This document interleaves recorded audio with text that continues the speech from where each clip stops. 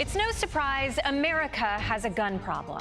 In fact, even if our legislators could pass comprehensive gun reform, there's already over 400 million guns in this country, a number statisticians call really high and huge. But one brave Michigander is taking action into his own hands, and it's not someone you would expect.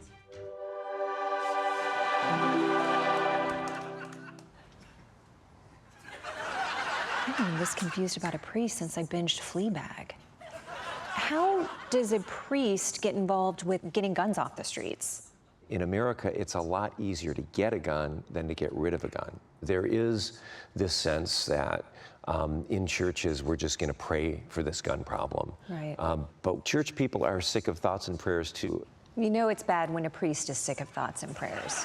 I mean, that's your bread and butter. And just as Jesus turned water into wine, Father Yah turned prayers into action and started a gun buyback program. The gun buyback program is aimed at reducing gun violence. They're popular, and that's because it's your choice to turn in your gun. And because this is America, people are more willing to part with their guns if they get something out of it.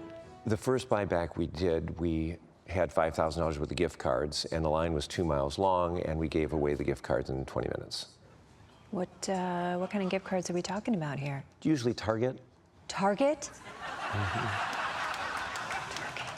I'm not allowed in Target anymore. I had a bit of a run-in with the law involving an incident with a cheese grater.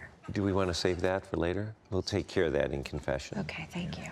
And what happens to the guns once they're collected? Do they go to that farm upstate with all the dogs? After guns are processed, Michigan State Police send them to a company in Missouri called Gun Busters, and they destroy parts of the guns. The state police then was contracting with a company called Gun Busters, who has a gun pulverizer. Ah, the pulverizer. That was my signature move when I was on the amateur wrestling circuit. No, it's it. These things destroy weapons. A deadly machine that destroys deadly guns? Problem solved. This machine, called the pulverizer, can turn this into this. Most of the metal left behind can be recycled. I love a name that says exactly what it is. Busting guns. No deception there. But they weren't busting them. Come again? We found out they're not really destroying them. They were salvaging most of the gun and reselling the parts on the internet. People can make their own ghost guns. So Gun Busters is actually contributing to making more guns? Yeah. Jeez, sorry. Sorry. Jesus. Turns out they were using the pulverizer more for evil than good. Doing only partial destruction means that the guns can be born again, and not in the Jesus-y way. I reached out to speak with Gun Busters, but much like the fate of their guns, they ghosted me. If I can't find answers to this gun problem in God's fancy buildings, maybe I could find some in the state's fancy buildings. Michigan State Representative Natalie Price. How the is it legal for gun busters to get away with this? Because of the Gun Act of 1968. Sure, the famous 1967 Gun Act. 1968. 68 Gun Act, the act of? When we only destroy that narrow part of the weapon, a receiver and a frame, which includes the serial number, the firearm is considered by federal law to be fully destroyed. Yes, receiver and the frame.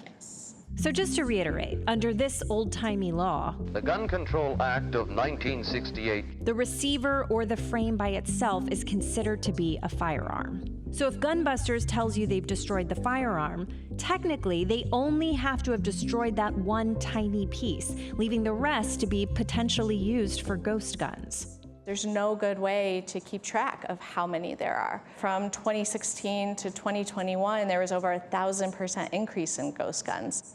Holy shit, 1,000%? That's like 4 ghost guns for every ghost. Luckily, Michigan has a solution. I can tell you what we are doing here in Michigan, which is partnering with state police and a company that will fully pulverize and destroy the complete weapon right here in Michigan. Women get shit done. So it seems the only way to stop a bad guy with a gun is a good guy with a pulverizer. But this time, Michigan has their very own state-run pulverizer. ensuring that the guns that they receive are completely destroyed.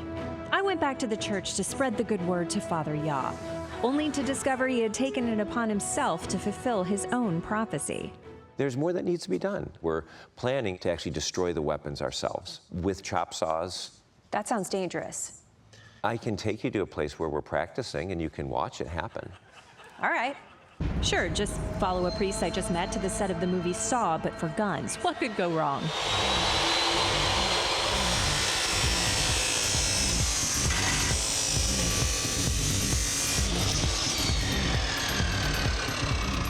And that goes in the disposal here.